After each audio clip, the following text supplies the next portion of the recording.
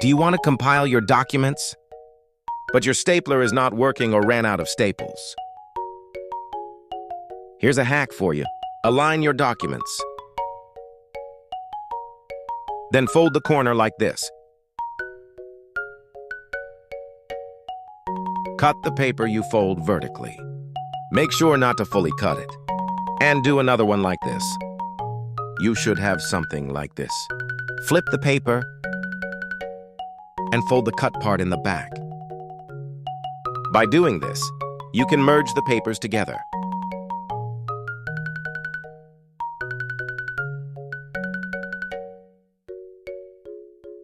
This is the result. You now have your documents tacked together without the use of stapler. That is all for today's video.